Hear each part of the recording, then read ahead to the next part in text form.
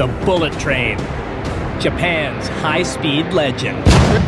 Kereta ini melaju lebih cepat dari 300 km per jam.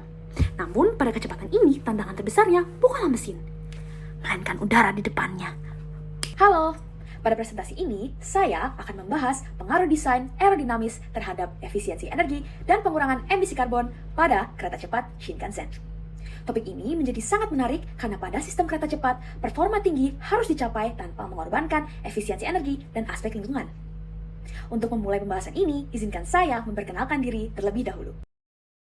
Perkenalkan, nama saya Raya Lutfia Herasmana dengan NRP 13124-120. Presentasi ini disusun sebagai bagian dari ujian akhir semester mata kuliah TTKI dan merupakan ringkasan dari karya ilmiah yang disusun secara berkelompok.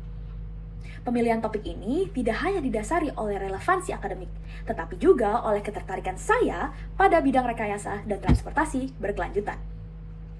Sebelum masuk ke pembahasan utama, mari kita pahami terlebih dahulu objek yang dikaji dalam penelitian ini.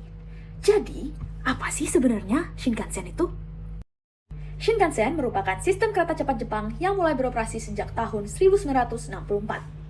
Kereta ini dirancang untuk beroperasi pada kecepatan tinggi, umumnya 250 hingga lebih dari 300 km per jam. Wah, cepat sekali ya! Juga dengan tingkat keselamatan dan ketepatan waktu yang sangat tinggi. Pada kecepatan tersebut, tantangan yang dihadapi tidak hanya bersifat mekanis, tetapi juga aerodinamis, yakni bagaimana cara udara berinteraksi dengan kereta yang bergerak sangat cepat. Untuk memahami tantangan ini, kita perlu melihat bagaimana kecepatan dan bentuk memengaruhi aliran udara. Sesuai dengan namanya, kereta cepat beroperasi pada kecepatan yang jauh lebih tinggi dibandingkan kereta konvensional. Pada kondisi ini, udara tidak lagi bersifat pasif, melainkan menjadi faktor dominan yang memengaruhi kinerja kereta. Pada ilustrasi di samping, terlihat bahwa bentuk teardrop menghasilkan aliran udara yang lebih halus dan pusaran yang lebih kecil dibandingkan bentuk lain. Hal ini menunjukkan bahwa bentuk geometris sangat berpengaruh terhadap besar kecilnya hambatan udara. Oh ya, ketertarikan saya pada topik ini tidak hanya berawal dari teori, tapi berawal dari mata kuliah pengenalan teknik mesin. Pada mata kuliah tersebut, saya mengaji pantograf, yaitu komponen penghubung listrik di bagian atas kereta. Dari kajian tersebut, saya menyadari bahwa bahkan satu komponen kecil harus dirancang sedemikian rupa agar tidak mengganggu aliran udara. Dari sinilah muncul ketertarikan untuk melihat Shinkansen secara menyeluruh sebagai satu sistem aerodinamis. Ketertarikan ini kemudian mengarah pada permasalahan penelitian. Pada kecepatan yang sangat tinggi, Shinkansen menghadapi 3 permasalahan utama.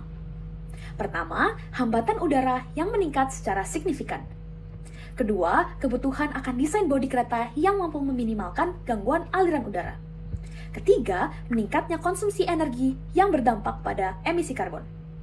Nah, berdasarkan dari permasalahan tersebut, penelitian ini dirumuskan dalam beberapa pertanyaan utama. Yang pertama, bagaimana konsep desain aerodinamis diterapkan pada Shinkansen? Kedua, bagaimana pengaruh desain tersebut terhadap hambatan udara dan efisiensi energi? Serta yang terakhir, bagaimana kaitannya dengan upaya pengurangan emisi karbon? Untuk menjawab pertanyaan tersebut, kami menggunakan metode studi literatur. Data dan referensi diperoleh dari jurnal ilmiah, laporan teknis, serta publikasi resmi terkait Shinkansen. Selanjutnya, kita perlu memahami konsep dasar dari aerodinamika terlebih dahulu. Oke, jadi apa sih aerodinamika? Aerodinamika adalah sesuatu yang mempelajari bagaimana udara mengalir di sekitar benda yang bergerak. Pada kecepatan yang tinggi, aliran udara dapat terlepas dari permukaan benda dan membentuk yang namanya turbulent wake. Itu dapat menyebabkan kehilangan energi. Shinkansen menerapkan berbagai strategi desain aerodinamis. Salah satunya adalah desain long nose yang berfungsi mengurangi perubahan tekanan udara secara mendadak. Selain itu, bodi kereta juga dibuat semakin streamline, serta komponen eksternal seperti pantograf didesain agar meminimkan gangguan aliran udara. Desain ini menunjukkan bahwa aerodinamika diterapkan secara terintegrasi, bukan parsial atau pisah-pisah. Nah, efektivitas desain ini dapat dilihat dari besarnya hambatan udara yang dihasilkan. Dampak desain aerodinamis dapat diukur melalui coefficient drag atau CD. Pada ilustrasi tersebut terlihat bahwa bentuk streamline memiliki nilai CD paling kecil dibandingkan bentuk yang lain. Semakin kecil nilai CD, semakin kecil energi yang hilang akibat hambatan udara. Penurunan hambatan udara ini memiliki dampak langsung terhadap efisiensi energi yang merupakan bahasan kita selanjutnya. Pada kecepatan yang tinggi, hambatan udara menyumbang hingga sekitar 80% dari total resistensi pada kereta cepat. Shinkansen generasi terbaru seperti N700S menerapkan desain Aero Double Wing untuk menurunkan koefisien drag dan kebisingan hingga 10 desibel. Optimalisasi ini memungkinkan pengurangan konsumsi energi yang signifikan pada kecepatan operasi yang tinggi. Nah, efisiensi energi ini juga akan berkaitan dengan isu lingkungan yang kami kaji selanjutnya.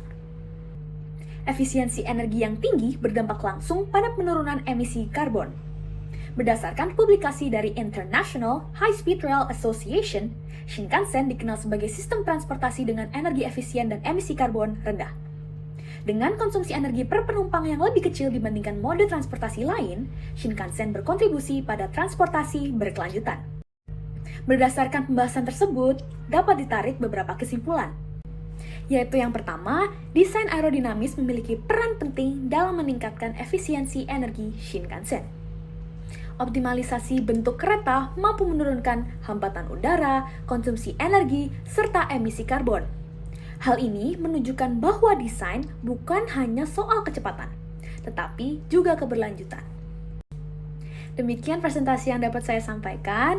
Terima kasih banyak Bu Sira selama 1 semester ini, dan mohon maaf apabila Raya memiliki banyak kesalahan. Sampai jumpa di lain waktu.